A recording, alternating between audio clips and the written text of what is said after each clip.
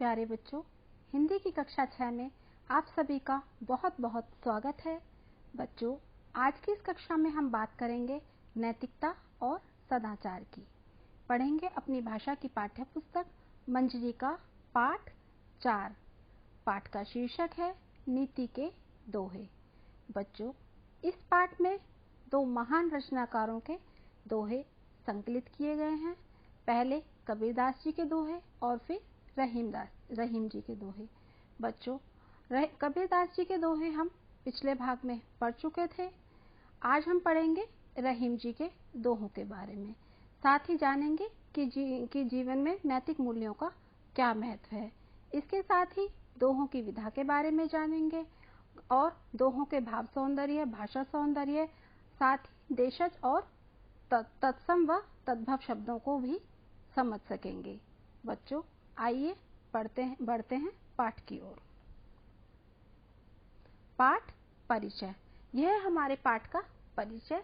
पाठ का शीर्षक आप जान चुके हैं, नीति के दोहे, और आज हम पढ़ने वाले हैं रहीम जी के दोहे। रहीम जी का पूरा नाम है अब्दुल रहीम खान खाना, जो कि इन दोहों के रचनाकार हैं। पाठ हमारा दोहा विधा में है। दोहा विधा में हम के बारे में हमने पिछली कक्षा में विस्तार से जाना था। दोहा विधा, दोहा कहते हैं दो पंक्तियों में किसी बात को सार्थक और तर्कसंगत तरीके से अर्थात सारगर्भित ढंग से प्रस्तुत की गई बात को दोहा कहते हैं। दोहा हिंदी साहित्य रचना में एक छंदबद्ध रचना है जो अर्ध सम्मात्रिक छंद है। अर्ध सम्मात्रिक छंद मतलब आधे में समान मात्राएं और आधे में समान मात्राएं। बच्चों, दोहा में के पहले और तीसरे चरण में 13 मात्राएं होती हैं तथा इसके दूसरे और चौथे चरण में 11 मात्राएं होती हैं। इस प्रकार दोहा के प्रत्येक चरण में 24 मात्राएं होती हैं। बच्चों, दोहा हमारी ऐतिहासिक थाती हैं।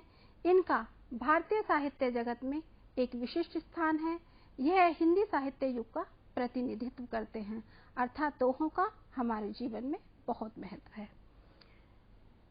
भाषा, पाठ की भाषा हमारी हिंदी है और जो पाठ है उसमें तत्सम, तद्भव और देशज शब्दों का समावेश किया गया है। पाठ की विशेषता यही है कि पाठ दोहा हिंदी साहित्य युग का प्रतिनिधित्व करते हैं, जैसा कि अभी आपको बताया गया। बच्चों, इस पाठ से हमें नैतिकता और सदाचार के गुणों को जीवन में स्थान देने की शिक्षा मिलती है। बच्चों, अभी हमने बताया कि हमने पिछले भाग में कबीरदास जी के दोहों का भाव जाना था, उनका सस्वर वाचन भी किया था। आइए रहीम जी के दोहों को पढ़ने से पहले हम पिछली कक्षा में पढ़े हुए कबीर जी के दोहों को एक बार दोहरा लेते हैं। ये हैं कबीरदास जी द्वारा रचित दोहे। दोहा। दुर्बल को न सताइए, जागी मोटी हार, मुई खाल की श्वास सो सारे भस्म हुए जाए कबीरा, सारे भस्म हुए जाए। मधुर वचन है औषधि, कटुक वचन है तीर, श्रवण द्वार है संचिरे, साले सकल शरीर कबीरा, साले सकल शरीर। बुरा जो देखन में चला, बुरा न मिलिया कोई, जो दिल खोजा आपना, मुझसा बुरा न कोई कबीरा, मुझसा बुरा न कोई। बच्चों, आपने देखा कबीरदास जी ने अपने दोहों के माध्यम से किस प्रकार हमें जीवन जीने का ढंग सिखाया है और नैतिकता और सदाचार को प्रधानता दी है। कबीरदास जी ने हमें बताया है कि दुर्बल व्यक्ति को हमें कभी सताना नहीं चाहिए और हमेशा प्रत्येक व्यक्ति के साथ मधुर वाणी बोलनी चाहिए तथा किसी के अंदर हमें बुराई भी नहीं झांकनी चाहिए। तो बच्चों, यह थे कबीरदास जी के दोहे। अब हम जानते हैं रहीम जी के बारे में। आइए दोहों को पढ़ने से पहले उनके परिचय को जान लेते हैं। ये हैं रहीम जी। इनका परिचय है। इनका पूरा नाम अब्दुल रहीम खान खाना है। इनका जन्म 1556 ईस्वी को हुआ था। इन्होंने अरबी, फारसी और संस्कृत में अपनी रचनाएं लिखी हैं। इनकी प्रमुख पुस्तकें हैं रहीम सतसई और रास पंचाध्यायी। अन्य जानकारी बच्चों, रहीम जी अकबर के दरबार के नवरत्नों में एक विशेष स्थान रखते थे। इनकी मृत्यु सन 1626 ईस्वी को हुई। आइए पढ़ते हैं रहीम जी के नीतिगत दोहों को और जानते हैं कि रहीम जी हमें अपने दोहों के माध्यम से क्या संदेश देना चाहते हैं।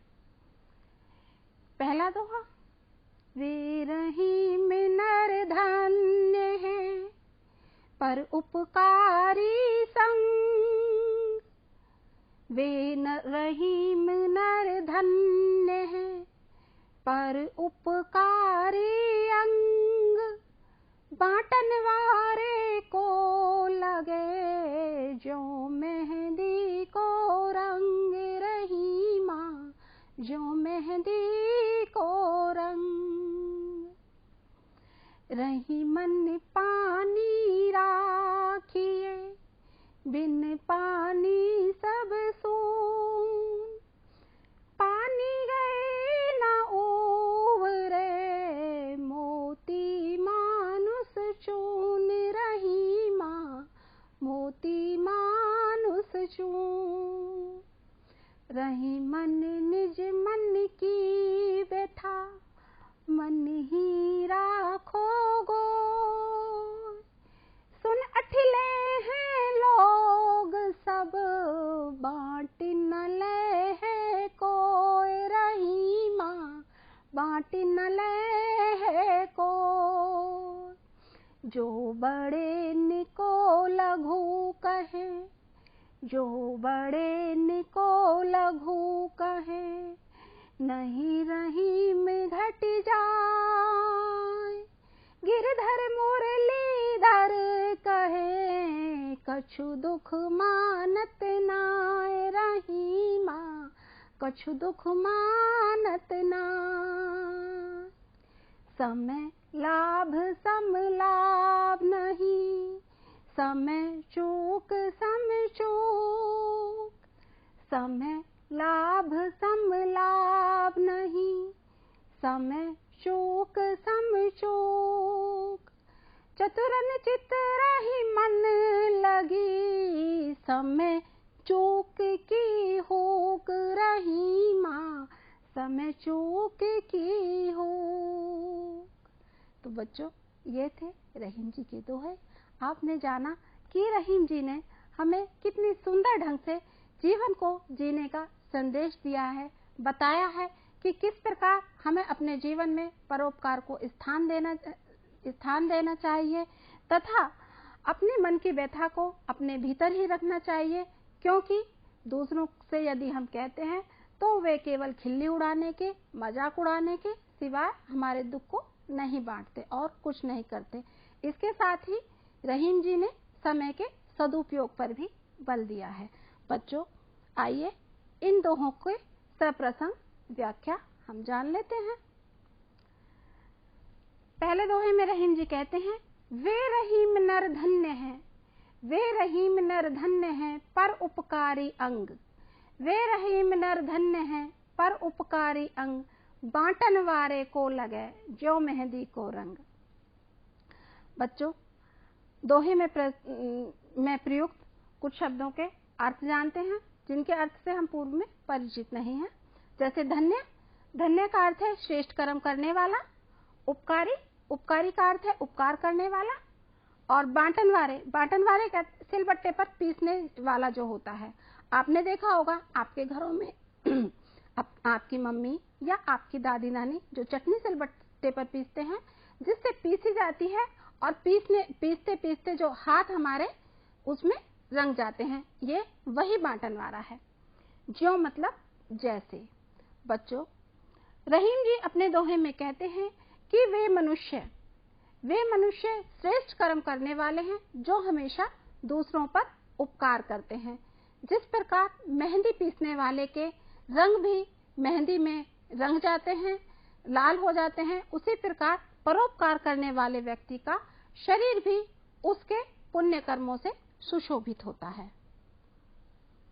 आगे रहीम जी कहते हैं, रहीमन पानी राखिए, बिन पानी सब सून, पानी गए न ओवरे, मोती मानुष चून। बच्चों, इस दोहे का भावार्थ है, इस दोहे में रहीम जी कहते हैं कि पानी को बचा कर रखना चाहिए, बिना पानी के सब कुछ सूना है। इस दोहे में पानी शब्द का जो प्रयोग है वह 3 अर्थों में हुआ है। पहले जो प्रयोग हुआ है वह पानी का मोती की चमक अर्थात आभा के रूप में हुआ है, और दूसरे अर्थ में पानी को मनुष्य के स्वाभिमान के रूप में प्रयोग किया गया है, और तीसरे अर्थ में पानी जो है वह जल के रूप में प्रयोग किया गया है। तो रहीम जी कहते हैं कि पानी को बचा कर रखना चाहिए, पानी के बिना सब कुछ सूना है। पानी के चले जाने पर मोती, मनुष्य और चूना यह तीनों ही महत्वहीन हो जाते हैं। मोती का आभा के बिना, मनुष्य का प्रतिष्ठा के बिना और चूने का जल के बिना कोई महत्व नहीं होता। अगले दोहे में रहीम जी कहते हैं, रहीमन निज मन की विथा, मन ही राखो गोय। रहीमन निज मन की विथा, मन ही राखो गोय, सुन अठिले हैं लोग सब, बांट न ले है कोई। सुंदर बात कही है रहीम जी ने।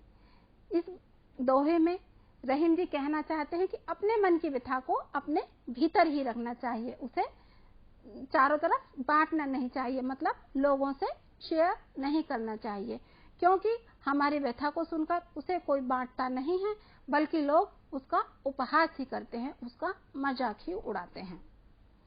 यहाँ निज शब्द का अर्थ है अपना, व्यथा का अर्थ है व्यथा या दुख, गोय मतलब छिपाना, मन ही राखो गोय, मन के भीतर ही छिपा कर रखो। अठिले हैं मतलब उपहास करना या मजाक उड़ाना।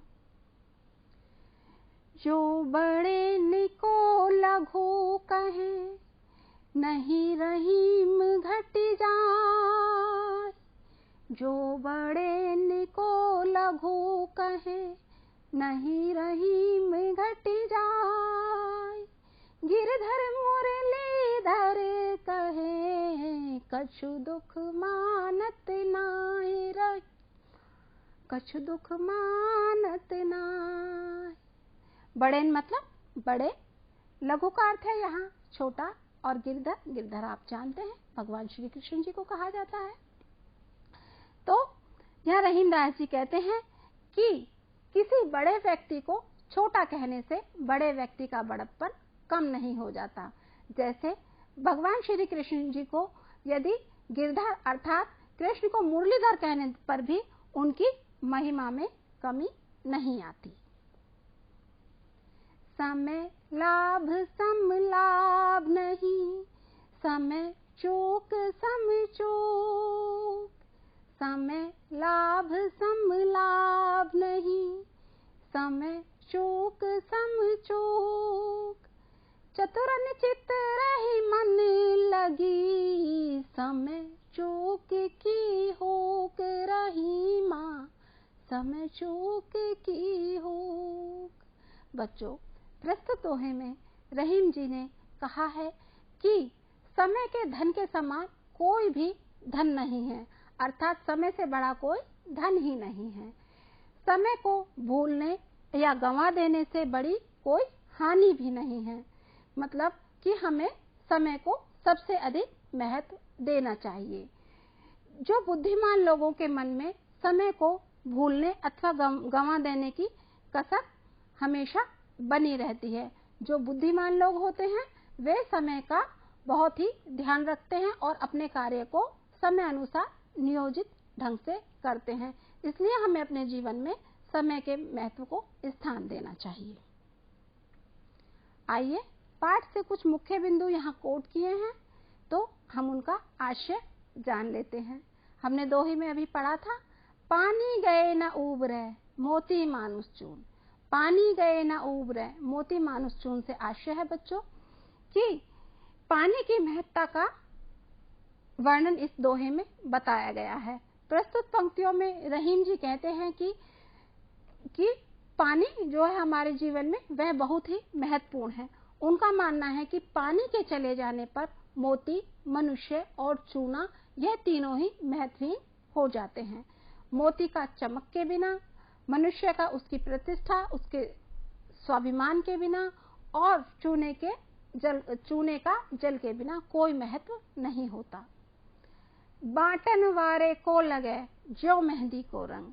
प्रस्तुत पंक्तियों से कवि का आशय है कि किस प्रकार मेहंदी बांटने वाले के हाथ में भी लग जाती है कि अगर कोई व्यक्ति मेहंदी को बांट रहा है या बट रहा है सिलबट्टे पर, तो उसके हाथ भी मेहंदी में लाल हो जाते हैं। उसी प्रकार परोपकारी व्यक्ति के साथ रहने से भी परोपकार के गुण हमारे अंदर आ जाते हैं और उन परोपकार के गुणों का फल हमें भी मिलता है। चतुरन चित रही मन लगी समय चूक की हुक। चतुरन चित रही मन लगी समय चूक की हुक। यहाँ कवि कहना चाहते हैं कि जो मनुष्य समय के महत्व को नहीं समझते और उसका नियोजित ढंग से सदुपयोग नहीं करते, वे अंत में पछताते हैं, दुखी होते हैं। समझदार लोगों के मन में समय को गंवा देने की कसक हमेशा रहती है। हुक मतलब कसक। बच्चों, अब हम बात करते हैं भाषा की। अभी आपने देखा, यह दोहा हमने पढ़ा, रही मन पानी राखिए बिन पानी सब सून। पानी गए न उबरे मोती मानुष चून। उपयुक्त दोहे में जैसे कि अभी हमने आपको बताया था कि पानी शब्द का प्रयोग 3 अर्थों में हुआ है। मोती के अर्थ में कांति मतलब उसकी चमक, उसकी आभा। मनुष्य के अर्थ में स्वाभिमान और चूने के अर्थ में जल। एक ही शब्द के कई अर्थ में जहां प्रयोग किया जाता है वहां श्लेष अलंकार होता है। बच्चों, आपकी कुछ अन्य कविताएं हैं, उनमें भी इस प्रकार एक ही शब्द का अनेक अर्थों में प्रयोग हुआ होगा, तो आप अपनी पुस्तक से श्लेष अलंकार के कुछ अन्य उदाहरण भी खोजकर अपनी कार्य पुस्तिका में लिखेंगे। अब हम भाषा के दूसरे बिंदु की बात करते हैं, जिसमें हम बात करेंगे तत्सम और तद्भव शब्दों की। तत्सम शब्द किन्हें कहते हैं? आइए जानते हैं तत्सम शब्द की परिभाषा। तत्सम शब्द संस्कृत भाषा के 2 शब्दों से मिलकर बना है, तत् और सम। इन दोनों को जोड़कर तत्सम शब्द बना है। तत् का अर्थ है उसके और सम का अर्थ है समान, अर्थात उसके समान मतलब ज्यों का त्यों या जैसे का तैसे। बच्चों, संस्कृत के जो शब्द हिंदी में बिना किसी परिवर्तन के संस्कृत के रूप में ही प्रयुक्त होते हैं, उन्हें हम तत्सम शब्द कहते हैं। जैसे अग्नि, आश्चर्य, कार्य, ज्येष्ठ आदि। अब आते हैं तद्भव शब्द पर। तद्भव शब्द क्या है? तद्भव शब्द 2 शब्दों से मिलकर बना है, तत् और भव। वे शब्द जिनका उद्भव संस्कृत से हुआ है, मतलब वो उत्पन्न तो संस्कृत से हुए हैं, लेकिन उनमें कुछ परिवर्तन करने के बाद उनका हिंदी में भी प्रयोग किया जाता है, तो उन्हें तद्भव शब्द कहते हैं। जैसे संस्कृत का अग्नि शब्द है, उसको हिंदी में आग कहकर पुकारा जाता है, तो यह तद्भव शब्द है। अचरज, औषधि, मानुष आदि, यह है हमारे तद्भव शब्द। तो आपने देखा कि तत्सम और तद्भव शब्दों में क्या अंतर है। पाठ में इन शब्दों का किस प्रकार प्रयोग हुआ है। यहाँ कुछ तद्भव शब्द दिए हुए हैं और तत्सम भी दिए हुए हैं। आप देख सकते हैं कि भस्म, इनको बोलने और लिखने में दोनों में अंतर होता है। तद्भव हम बोलेंगे तो भा स म मतलब सा पूरा प्रयोग किया गया है, लेकिन तत्सम में भस्म। इसी प्रकार औषधि, यहाँ आप मात्रा का अंतर भी देख सकते हैं कि औषधि, औषधि का तत्सम शब्द है औषधि, जबकि तद्भव है औषधि। सत, सत शब्द तद्भव है और सत्य शब्द तत्सम है। शरीर, शरीर तद्भव शब्द है और शरीर जो है वह तत्सम शब्द है। यह संस्कृत से हिंदी में आकर इसका रूप बदल गया है, शरीर हो गया है। इसी प्रकार मानुष, मानुष दोनों का अर्थ एक ही है, मानुष और मनुष्य का, लेकिन तद्भव शब्द अगर हम लिखते हैं तो वह मानुष लिखा जाएगा और अगर तत्सम लिखते हैं तो मनुष्य।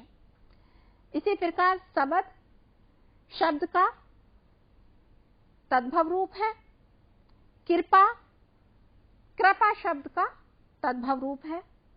हरख, हर्ष, हरख तद्भव है और हर्ष तत्सम शब्द है।